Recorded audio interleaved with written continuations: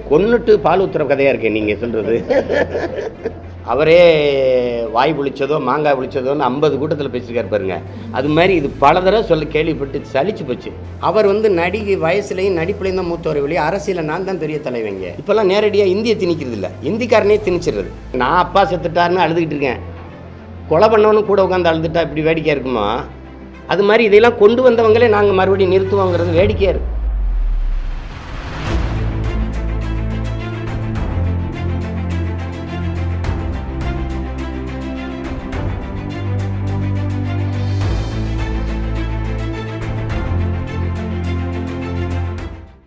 நான் மயிலை கேட்டேன், தேசிய பறவையை.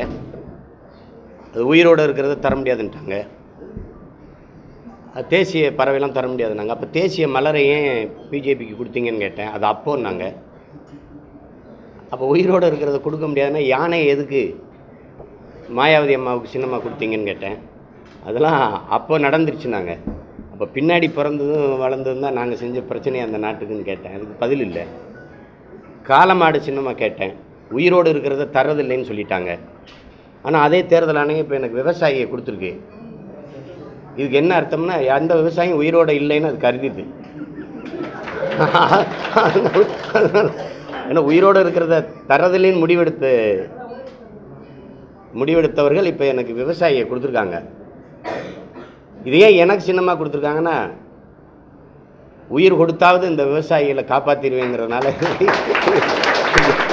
எப்படியாவது உயிர் கொடுத்து இதை காப்பாற்றிடுவோங்கிறதுனால எங்களுக்கு இதை சின்னமாக கொடுத்துருக்காங்க. அதை எனது தாய் தமிழ் உறவுகள், என் அன்பு சொந்தங்களிடத்தில் அறிமுகம் செய்வதில் மகிழ்ச்சி அடைகிறோம். இல்லை 20 பெண் வேட்பாளர்கள், 20 ஆண் வேட்பாளர்கள். அதே போல் சட்டசபைக்கும் சரிபாதி பெண்களுக்கு வாய்ப்பு இடைத்தேர்தலையும் நாங்கள் கொடுத்துருக்கோம். பெண்களுக்கு எதில் இடஒதுக்கீடுங்கிறது அதிகாரத்தில் நீங்கள் கொடுக்குறீங்களா? சமூக நீதி, பெண்ணிய உரிமை பேசுகிற கட்சிகளே கொடுக்கல. ஏன் அம்மையார் ஜெயலலிதா கூட கொடுக்கல. உள்ளாட்சி தேர்தலில் தான் அறிவித்தாங்க, அதுவும் செயல்படுத்த முடியல. இப்போ நீங்கள் அது எத்தனை காலத்துக்கு பாலியல் வேறுபாடற்ற சமத்துவத்தை பேசிக்கொண்டே இருக்குது? செயல்படுத்தணும்ல. நீங்கள் 33 விழுக்காடு எதில் கொடுத்தீங்கன்னு தானே? பாராளுமன்ற சட்டமன்றத்துக்கு அதிகாரத்துக்குள்ளே கொடுத்தீங்களா? சொல்லுங்கள். நீங்கள் அதிகாரமற்றவன் அடிமை தானே. பெண்களுக்கான அதிகாரத்தை கொடுக்கும்போது தானே ஒரு தன்னம்பிக்கை வரும், ஒரு பாதுகாப்பு தானாக உருவாகும். அப்போ அந்த சூழலை நம்ம உருவாக்கவே இல்லையே. அப்போ அது இந்த 70 ஆண்டு கால விடுதலை பெற்ற இந்தியாவில் அதுக்கு ஒரு தொடக்கம் கூட நடக்கலைங்கிறதான் வருத்தமாக இருக்குது. நீங்கள் வெற்றி அதை குறிவிக்கு தேர்தல் வெற்றி மட்டும் இல்லை. கன்ஃபியூசியஸ் அழகாக கற்பிக்கிறான், நீங்கள் சரியானதை செய்யுங்க, எளிதானதை செய்யாதீங்கன்ட்டு. நீங்கள் தேர்தல் வெற்றி மட்டும்னா நான் யாரோட கூட்டணி வச்சுட்டு போயிட்டு 2-4 சீட்டு வாங்கி நின்று போயிருக்கலாமா? அது இல்லை, சரியானதை செய்யணும். நான் செய்கிறது சரியா சரியில்லையா, இந்த நிலைப்பாடு, இந்த முடிவு தேவையா தேவையில்லையா? எது ஒன்றுமே சாத்தியத்திலிருந்து பிறப்பதில்லை, தேவையிலிருந்து தான் பிறக்குது. இப்படி ஒரு அரசியல் தேவையா தேவையில்லையா? இன்றைக்கி வெற்றி இல்லைன்னா நாளைக்கு வருது, நாளைக்கு வெற்றி இல்லைன்னா நாளை மறுநாள் வருது. ஆனால் சரியான வெற்றி அடையணும்ல, அதுக்கான முயற்சி தான் இது. நீங்கள் அதை இந்த முயற்சியை கூட மற்றவங்க செய்யலை. இப்போ நாம் செய்கிறதுனால இப்போ நீங்கள் பாருங்கள், அதிமுக ஒரே ஒரு பெண் வேட்பாளர் கொடுத்துருக்குது. அவ்வளோ பெரிய பேசிய பெரியாரி கொள்கையில் ஏற்றுக்கொண்ட திமுக 2 தான் பெண்கள் கொடுத்துருக்குது. 2 கட்சியுமே ஒரு இஸ்லாமியர் கூட வாய்ப்பு கொடுக்கல. இது எப்படி பார்க்குறது? ஆனால் 2 கட்சியும் பேசுது, நாங்கள் தான் சிறுபான்மைக்கு பாதுகாப்பு, நாங்கள் தான் சிறுபான்மைக்கு பாதுகாப்புன்னு. 20 இடத்துல ஒரு இடம் கூட இஸ்லாமியர் கொடுக்கல. கூட்டணி கட்சிக்கு, கூட்டணி வேட்பாளர்களுக்கு கொடுத்ததை தவிர ஏன் கொடுக்கல? இதெல்லாம் சமூக நீதியில் வராத இல்லை. இப்போ வரும்போது தான் தம்பிகள் சொன்னாங்க, இப்போ தமிழை நாங்கள் ஆட்சி மொழியாக ஆக்குவோம் அப்படின்னு சொல்கிறதெல்லாம் இது என்ன சொல்கிறது, அவரே வாய் புளிச்சதோ மாங்காய் புளிச்சதோன்னு 50 கூட்டத்தில் பேசியிருக்காரு பாருங்க. அது மாதிரி இது பல தடவை சொல்ல கேள்விப்பட்டு சலிச்சு போச்சு. 16 ஆண்டுகள் தொடர்ச்சியாக மத்திய அமைச்சரவையில் இருந்த ஒரு கட்சி இந்தியாவில் எந்த கட்சியும் கிடையாது, திமுக தான் இருந்திருக்குது. அப்போது சாதிக்காத, அப்போது செய்யாத, இனிமேல் நாங்கள் ஆட்சி மொழி ஆக்குவோங்கிறது எவ்வளோ வேடிக்கையாக இருக்குது பாருங்கள். நீட்டு தேர்வுங்கிறீங்க, கொண்டு வந்தது யார்? காங்கிரஸ். செயல்படுத்தினதான் பாரதிய ஜனதா, கொண்டு வந்தது காங்கிரஸ். அப்போ அமைச்சரவையில் இருந்தது யார்? நீங்கள். அப்போ வரவேற்று கடிதம் எழுதியிருக்கிறீங்க, கடிதம் எழுதியிருக்கீங்களா இல்லையா? அப்போ இப்போ பாதிப்பானது வந்தவுடனே மீத்தேன் திட்டத்தை நாங்கள் நிறுத்துவோங்கிறது. ராகுல் காந்தி இங்கே ஸ்டெல்லா மேரிஸ் கல்லூரியில் பேசும்போது நாங்கள்லாம் மீத்தேனுக்கு கையெழுத்து போட சொல்ல அவங்களே போட்டுக்கிட்டாங்க. பிளாட்டினா அகழ்வாராய்ச்சி இதுக்கு அவங்களே தான் கையெழுத்து போட்டுக்கிட்டாங்க. நாங்கள் ஒன்றுமே நாங்கள் சொல்லவே இல்லை, நிர்பந்திக்கலைங்கிறாரு. இதுக்கு என்ன பதில்? என்ன பதில் இதுக்கு? அப்போ அது இங்கே பாருங்கள், நான் அப்பா செத்துட்டாருன்னு அழுதுகிட்டு இருக்கேன், கொலை பண்ணவனும் கூட உட்காந்து அழுதுட்டா இப்படி வேடிக்கையாக இருக்குமா? அது மாதிரி இதையெல்லாம் கொண்டு வந்தவங்களே நாங்கள் மறுபடியும் நிறுத்துவோங்கிறது வேடிக்கையாக இருக்குது. ஒரு வேட்பாளர் நிற்கிறாரு, அவரை தோக்கடிக்கணும், அவர் அதிகாரத்தில் வந்துடக்கூடாதுன்னு நான் தோக்கடிக்கிறேன். ஆனால் இவங்க என்ன பண்ணுறாங்க, மாநிலவை உறுப்பினராக தேர்ந்தெடுத்து மாநிலங்களவைக்கு அமைச்சராக்கிறாங்க. அப்போ மக்களுக்கு எங்கே அதிகாரம் இருக்குது? நான் இவர் வந்துடக்கூடாதுன்னு தானே. இப்போ அருண்ஜேட்லி எடுத்துக்கிட்டிங்கன்னா 1.5 லட்சம் வாக்கில் தோக்குறாரு. அவர் எப்படி உயர்ந்த பதவிக்கு வந்துடுறாரு? நாட்டின் நிதியமைச்சராகிறாரு, இடைக்க கொஞ்சம் காலம் பாதுகாப்புத்துறைக்கு அமைச்சராகிறாரு. அப்போ இது எப்படி? இது கேட்டால் மக்களாட்சிங்கிறீங்க, மக்களுக்கான அதிகாரங்கிறீங்க, குடியாட்சிங்கிறீங்க. குடிகளுக்கு எங்கே அதிகாரம்? மக்களையே சந்திக்க கிடையாது. அம்மையார் நிர்மலா சீதாராமன், அவருக்கு பாதுகாப்புத்துறை கொடுக்குறீங்க. கஜா புயலில் செத்து பாதி மாவட்டம் அழிஞ்சு கிடந்துச்சு, பாதி மாநிலம். அப்போ ஏன் இந்த பிரதமர் இந்த குடியரசுத் தலைவராக வரல? 30 நாளில் 4 முறை இந்த தேர்தல் நேரத்தில் வர்ற பிரதமர் எவ்வளவு பாரபட்சம் இருக்குது பாருங்க. எங்களுக்கு ரெண்டுமே சம தராசு தான். திமுக, அதிமுக, காங்கிரஸ், பாரதிய ஜனதா 4மே சமத்தட்டில் இருக்கிற தராசுகள் தான். ஏன்னா நீங்கள் இவங்க பாருங்கள், எல்லாம் பேசுவாங்க, தேசிய கட்சிகளோட கூட்டணி வச்சா தான் எதையாவது சாதிக்க முடியும்பாங்க. இந்த போக்கே ஒரு அடிமை போக்கு. அப்புறத்துக்கு மாநில கட்சி. நீங்கள் காங்கிரஸை பார்த்து எடுத்துக்கிட்டிங்கன்னா தேசிய கட்சின்னு பேசும், இந்திய இறையாண்மை ஒருமைப்பாடு பேசும். கர்நாடகா வரும்போது மாநில கட்சியாக மாறிக்கிறோம். பாரதிய ஜனதா எல்லாம் பேசும். அந்த மாநிலம் வரும்போது மாநில கட்சியாக மாறிக்கிறோம். இப்போ இவங்க இவ்வளோ காலம் கூட்டணி வச்சு நம்மளை இப்படி பார்த்துக்கிறீங்களே. இந்தியை நம்ம எதிர்த்தோம், திணிச்சது யார்? இவங்க. இப்போ இந்தியை எதிர்த்தவர்களோட அரசியல் லாபத்துக்காக தேர்தல் கூட்டணி வைக்கும்போது எந்த எதிர்ப்பும் இல்லாமல் உள்ளே வந்துடுது. இப்போ எந்த இடத்துல இந்தி இல்லை? இப்போல்லாம் நேரடியாக இந்தியை திணிக்கிறது இல்லை, இந்திக்காரனே திணிச்சிடுறது. 70 லட்சம் வாக்காளர் வந்துட்டாங்கிறாங்க. இப்போ அவன் நீ அரசியலை தீர்மானிப்பான், அதிகாரம் அவன்கிட்ட போகும், எங்களை அடிப்பான், விரட்டுவான். ஈழத்தில் அடித்து விரட்டும் போது இங்கே ஒரு தாய் நிலை இருந்துச்சு, அகதியாவது வந்து எங்கள் நம்ம சொந்தங்கள் இருக்கிறாங்க.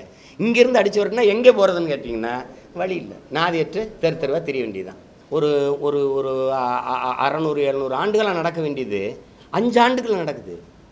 1 கோடி பேர் வந்து ஊடுருவுவது என்பது, இங்கே வந்தவொன்னே குடியுரிமையும் ஓட்டுரிமையும் பெறுவது என்பது ஒரு பேராபத்தை நோக்கியது. இது நீங்கள் அப்படி தான் நீங்கள் பார்க்கணும்.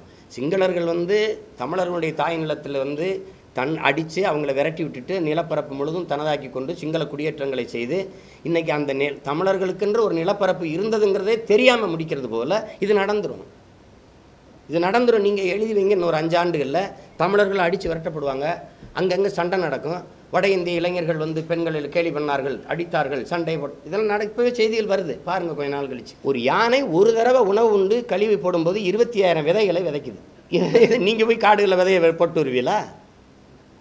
ஒரு நாட்டில் நிலப்பரப்பில் 3/3 1 பங்கு காடுகள் இருக்கணும், 33 விழுக்காடு காடு இருக்கணும். காடு இல்லைன்னா நாடு இல்லை, காடு இல்லைன்னா மழை இல்லை, மழை வராது, அருவி வராது, ஆறு வராது, நீர் வராது, சோறு வராது, வயிறு வராது, உயிர் வராது. அப்போது இந்த காடுகள் 33 விழுக்காடு இருக்கணும். நீங்கள் 13 விழுக்காடு தான் வச்சுருக்கீங்க. அவங்க சொல்லியிருக்காங்க, அது இருக்கான்னு பார்க்கணும். 13 விழுக்காடு தான் காடு இருக்குது. இதை நோக்கி ஏதாவது இருக்குதா? நீர் மேலாண்மை பற்றி ஏதாவது இந்த நிதிநிலை அறிக்கையில் என்னைக்காவது 2020 நிலத்தடி நீர் சுத்தமாக இருக்காதுன்னு நிதி ஆயோக்கு அறிவிக்குது. உலகத்திலே அதிகமாக நீரை உறிஞ்சுகிற நாடு இந்தியா, உறிஞ்சுகிற மாநிலம் தமிழ்நாடு. இப்போ தென்னாப்பிரிக்காவின் கேப்டவுன் நகரம் மாதிரி நீரற்ற நகரம்னு ஒரு நாள் இது வந்துருச்சுன்னா 1 லிட்டர் தண்ணீர் 6,000 ரூபாய்க்கு வாங்கி குடிக்கிறாங்க, பயன்படுத்துகிறாங்க. 1 லிட்டர் தண்ணீர். அந்த நிலைக்கு என் தேசம் வராதுன்னு நீங்கள் யாராவது உறுதி தர முடியுமா? சொல்லுங்கள், யாராவது சொல்ல முடியுமா? நாட்டின் பிரதமர் சொல்வாரா?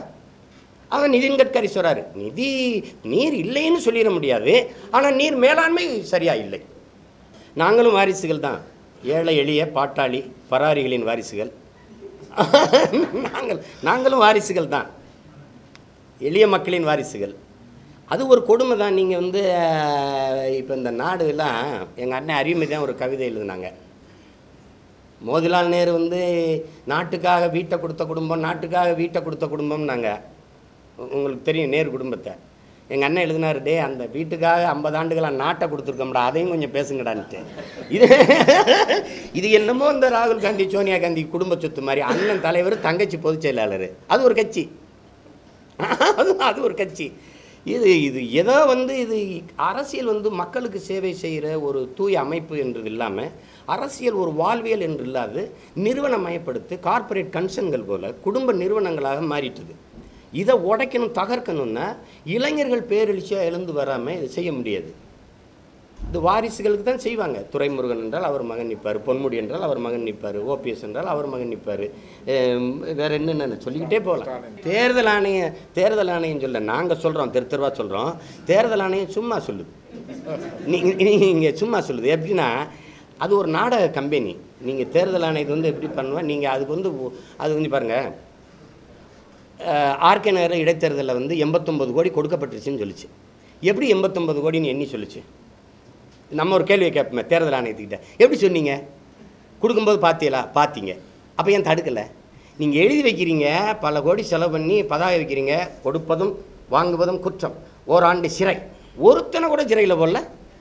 அப்போ நீங்கள் என்ன செய்யணும், உண்மையிலே தடுக்கணும் தேர்தலை நினச்சா, பணம் கொடுக்கிற அந்த வேட்பாளர் என்றால் உடனடியாக அவருக்கு தேர்தலில் போட்டியிட 10 ஆண்டுகள் தடை என்று போட்டிங்கன்னா அவன் பயப்படுவான்.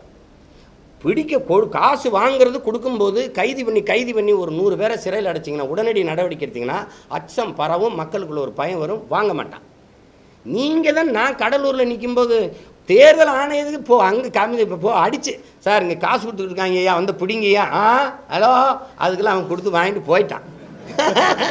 வர காசை வாங்க, குவார்டர் பாட்டில் மடியில் சுத்த போய்கிட்டே இருக்கான். அமைச்சர் பேசுகிறார் பற்றி இல்லை, முன்னாள் அமைச்சர். முதல்ல ரேஷன் கார்டுக்கு நம்ம 1000 கொடுத்துட்டோம், இப்போ ஒரு 2000 கொடுத்துட்டோம், அப்போ 3000, 2 கோடியே 50 லட்சம் வாக்கு. நமக்கு 50 லட்சத்தை தள்ளு, 2 கோடி போட்டால் கூட நம்ம 40க்கு 40 ஓகே பேசுகிறாரா இல்லையா? ஆனால் நமக்கு என்னென்ன நேரடியாக கொடுக்காம மத்திய அரசும் மாநில அரசும் மக்கள் நலத்திட்டம்ங்கிற பேரில் மத்திய அரசு விவசாயிகளுக்கு 6000 அறிவிக்குது. இது ஏன் இதுவரை இருந்த நிதிநிலையில் வரல, அறிக்கையில் வரல? அது இடைக்கால நிதிநிலை அறிக்கையில் தேர்தல் அடுத்த மாதம் வரும்போது ஏன் வருது? இது ஓட்டு காசு. இப்போ நீங்கள் சொன்னீங்கன்னா விவசாயிகளுக்கு எதிராக நின்று பேசுகிறார். உண்மையிலே விவசாய மேலே அக்கறை இருந்தால் கடந்த 5 ஆண்டுகள் ஆட்சியில் 4 நிதிகளை அறிக்கை கொடுத்தீங்கள, அதில் கொடுத்துருக்கலாம்ல, இந்த 6000 கொடுத்தே முடிச்சிருக்கலாமே. எல்லாமே ஏமாற்றாரு. அவரோட ஏன் நான் இணைஞ்சு போட்டிடுங்கிறீங்க? அவர்கிட்ட போய் சொல்லுங்கள். அவர் வந்து நடிகை வயசுலேயும் நடிப்புலேயும் தான் மூத்தவரை வழி, அரசியலில் நான் தான் பெரிய தலைவங்க. அவர்கிட்ட போய் சொல்லுங்கள். அவர் வந்து அவரோட போய் வேணால் இணைஞ்சு போட்டிடுங்கன்னு. அவருக்கு வந்து முடிவு செய்யலை, நான் முடிவு செஞ்சுருக்கேன். நான் தமிழன், இது என் தாய் நிலம். இது கேளுங்க, நான் ஒரு கொள்கையை முடிவு பண்ணியிருக்கேன். நாங்கள் தமிழர்கள், இது எங்கள் தாய் நிலம், இந்த மண், இந்த மண்ணின் மக்களின் நலம், மண்ணின் வளம், இதுகளை காப்பாற்றுவது, மொழி, கலை, கலாச்சாரம், பண்பாடு, வழிபாடு இதெல்லாம் பாதுகாப்பது. நாங்கள் ஒரு கொள்கை வகுத்து போகிறோம். அவர் அதில் எதையுமே சொல்லலை. அவர் இந்தியரா, திராவிடரா, தமிழரா, அதுலேயே அவருக்கு தடுமாற்றம் இருக்குது. அவர் வந்து திடீர்னு வந்து அவரோட போய் நீங்கள் சேருங்க அப்படி சொல்லுங்க. அவருக்கு எனக்கு அது தகுதி, எனக்கு ஒரு அடையாளம், அது அவருக்கு. தமிழன் என்று சொல்லடா, தலை நிமிர்ந்து நில்லடான்னு சொன்னதெல்லாம் பைத்தியக்காரனா? அவெல்லாம் பைத்தியக்காரனா? நறுக்குவோம் பகையின் வேர் சிறுத்தை பெருங்கூட்டம், நாம் தமிழர் என்று முரசறைவாய். அவன் அந்த அவன்லாம் புரட்சி பாவலன்னு சொன்னாங்களே, அவன்லாம் லூசா? அப்போ பைத்தியமா? என்ன நீங்கள் தமிழர் என்ற ஒரு இனம் உண்டு, தனித்தே அவருக்கு ஒரு குணம் உண்டு, அமிழ்தம் அவரது மொழியாம், அன்பே அவரது வழியாம்னு பண்ண நாமக்கல் கவிஞர்லாம் பைத்தியக்காரரா? என்ன செந்தமிழ் நாடு என்னும் போதினிலே இன்பத்தேன் வந்து பாயுது காதினிலேனா, எங்கள் தந்தையர் நாடு என்ற போதினிலே ஒரு சக்தி பிறக்குது மூச்சினிலே. நல்ல மின்னம்பலம் யூடியூப் பேஜை சப்ஸ்கிரைப் பண்ணுங்க.